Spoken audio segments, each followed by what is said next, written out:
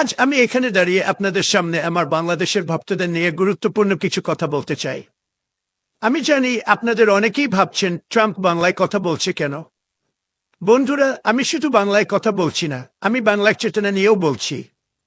কিন্তু কেন বলুন তো?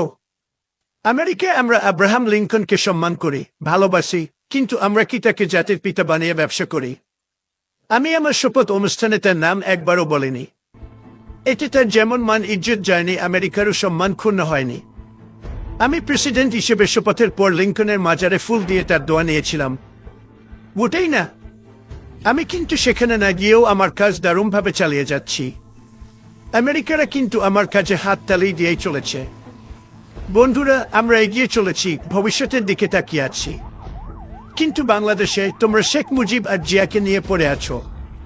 তারা যদি কবর থেকে উঠে আসেন, তাতেও কি দেশের অর্থনীতির উন্নতি হবে?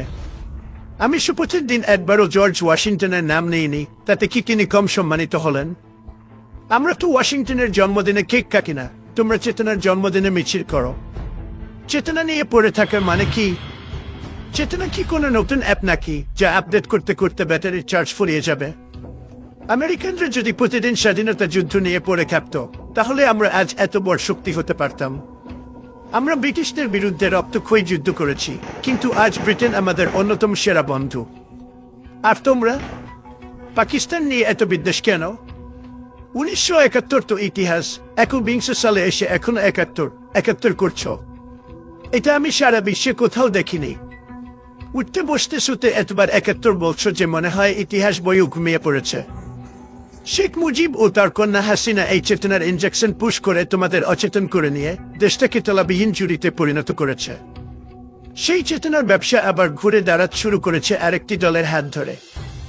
আমার অনুরোধ, চেতনার ব্যবসাকে শেয়ার বাজারে ওপেন করে দাও। ইলন মাস্ককে সাথে নিয়ে আমিও কিছু চেতনার শেয়ার কিনতে চাই।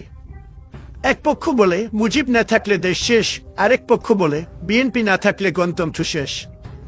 এই ব্যবসা কতদিন চলবে? চেতনা কি সেরা হিট গান নাকি যে বারবার রিমিক্স হচ্ছে? আর বলো তো, আমরা কি কানাডাকে আমাদের সমুদ্রবন্দর ব্যবহারের অনুমতি দিয়েছি বিনামূল্যে? একদমই না। আর তোমরা কি করছো? চট্টগ্রাম আর মোংলা পোর্ট ভারতের হাতে তুলে দিয়ে বলছো আমরা 197 ঋণ শোধ করছি। বন্ধুরা, ব্যবসা ব্যবসার মতো করো, দান খরাতের মতো না।